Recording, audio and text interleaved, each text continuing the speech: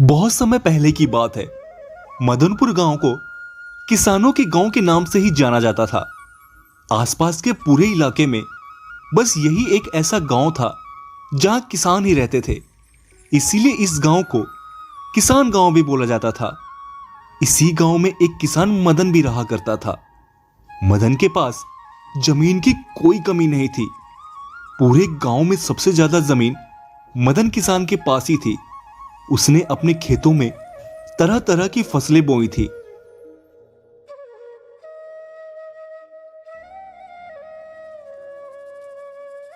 मदन के घर में मदन और उसकी बूढ़ी पत्नी गायत्री रहती थी।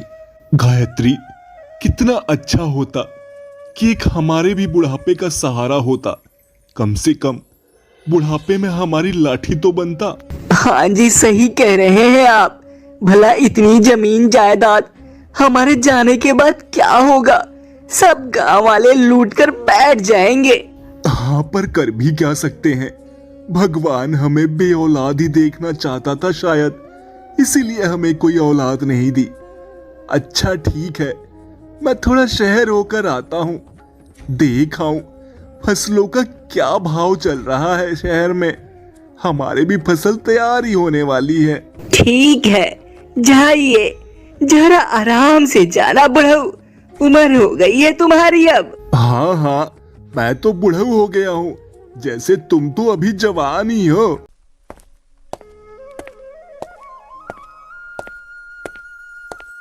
मदन शहर के लिए निकल जाता है। करीब आधे घंटे बाद मदन शहर पहुंच गया और फसलों के थोक विक्रेता के पास जाकर उनसे पूछता है, अरे बेटा, क्या भाव चल रहा है आजकल गेहूं और धान का? काका, अभी तो धान और गेहूं के भाव बहुत गिरे हुए हैं, पर ठीक ठाक भाव लगा दूंगा। कितना धान और गेहूं है आपके पास? जब भाव ही कम है तो क्या बेचूंगा बेटा, चलता हूं, अगले महीने आकर देखूंगा। मदन शहर के छोटे मोटे अपने काम निपटाकर वापस घर के लिए निकल जाता है।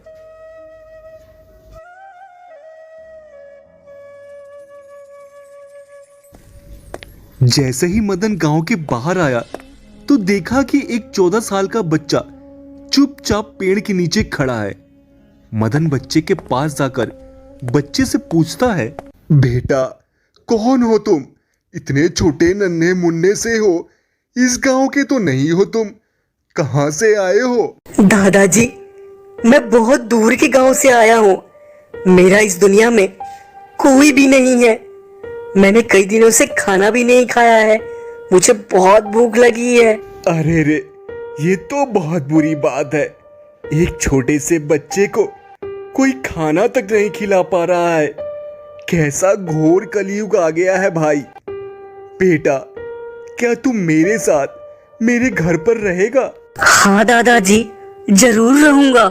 चल फिर तुझे पेट भर के खाना खिलाता हूँ। आज से तू मेरा पोता बनकर रहेगा। वैसे तेरा नाम क्या है बच्चे?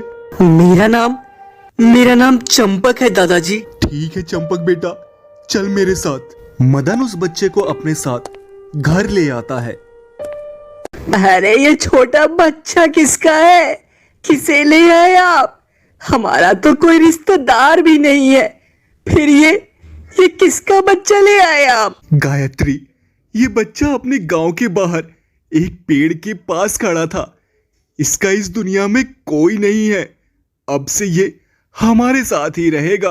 ये तो बहुत अच्छी बात है।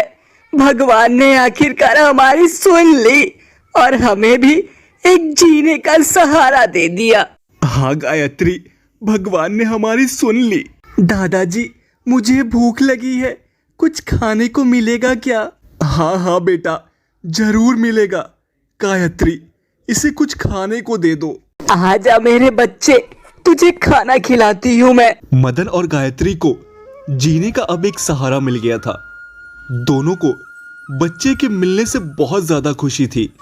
धीरे धीरे दिन कटते गए। फसल भी कटने का समय आ गया था। मदन और उसके पोते ने भी अपनी फसल काट ली थी और शहर व्यापारी के पास बेचने के लिए आ गए। बेटा, कुछ फसलें लाया हूं, इसका हिसाब कर ले आकर देख ले फसलों को। अरे चाचा, देखना क्या है, आप लाए हो फसल तो ठीक ही होगी। इसके 60,000 दे दूंगा मैं। चाचा, आप भाव बहुत कम लगा रहे हो, ठीक ठीक लगा लो, नहीं तो और भी व्यापारी बैठे हैं बाजार में फसल लेने के लिए। अरे चाचा, ये बच्चा कौन है? ये तो बहुत बड़ी बड़ी बातें कर रहा है। ये मेरा पोता है बेटा। चाचा, इस फसल के पूरे 80,000 लूंगा, लेना है तो बताओ, नहीं तो मैं दूसरे व्यापारी के पास जा रहा हूँ। अरे अरे नहीं नहीं बेटा, कैसी बात कर रहे हो? मैं दे रहा हूँ ना 80,000, ये लो। ये बात हुई ना चाचा, चलो दादाजी अब घर चलते हैं। हाँ बेटा, चल।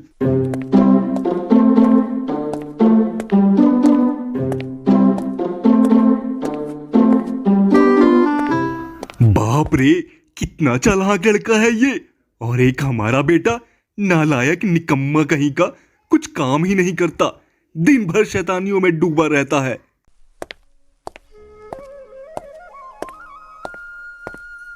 अरे बेटा चंपक, तू तो बहुत होशियार निकला रे।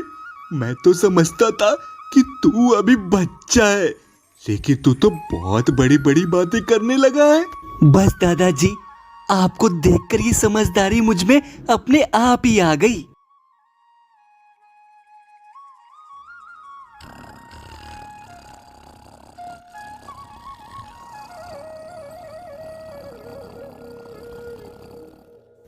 बातें करते करते दोनों गांव आ जाते हैं।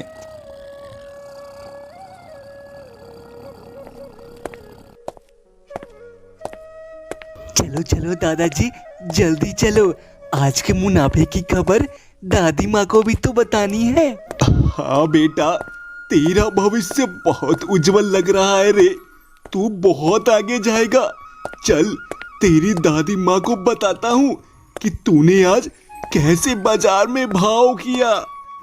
पूरे गांव में खुशहाली तो थी ही, पर मदन के घर चंपक के आ जाने से 2 गुनी खुशी हो गई थी। ऐसे ही 6 साल बीत गए। चंपक अब बड़ा हो गया था और खेतों में खूब मन लगाकर काम किया करता था।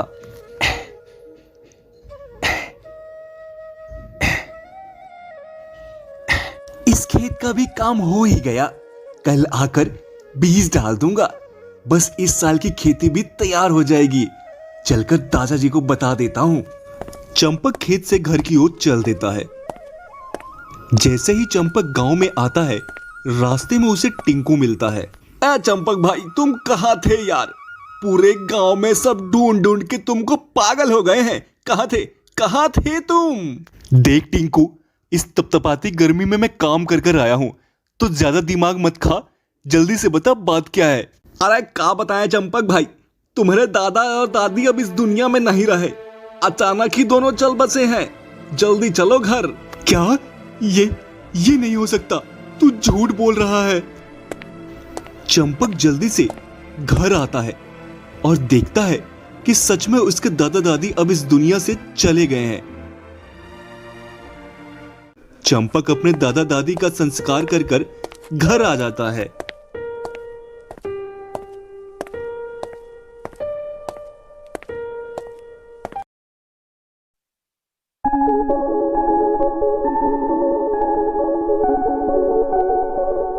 दादा दादी तो रहे नहीं अब, ये सब खेती मुझे अकेले ही देखनी पड़ेगी। दोनों ने मुझे सहारा देकर मुझ पर बहुत बड़ा एहसान किया है, उन दोनों का एहसान मैं कभी नहीं उतार पाऊंगा। चंपक का एक शत्रु था मोहन। मोहन हमेशा चंपक से जलता था।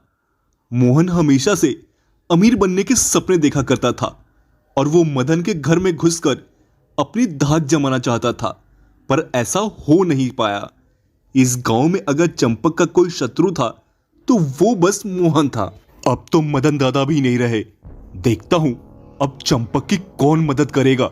एक काम करता हूं, जाकर उसकी फसलों में दवाई डाल देता हूं, जिससे उसकी फसल खराब हो जाएगी, तब मुझे सुकून मिलेगा। मोहन चंपक के खेत की ओर चल देता है। थोड़ी देर में ही मोहन चंपक के खेत में आकर दवाइयां डालने लगता है, पर यह सब मोहन को करते हुए चंपक का दोस्त बंसी देख लेता है। अरे बाप रे, ये मोहनवा कर क्या रहा है? चंपकवा के खेत में कुछ दवाई सा डाल रहा है। जाके चंपकवा को बताना पड़ेगा। अरे चंपक, तेरे खेत में मोहन कुछ दवाई सा डाल रहा था। कहीं कहीं ऐसा ना हो कि तेरी सारी फसल खराब हो जाए।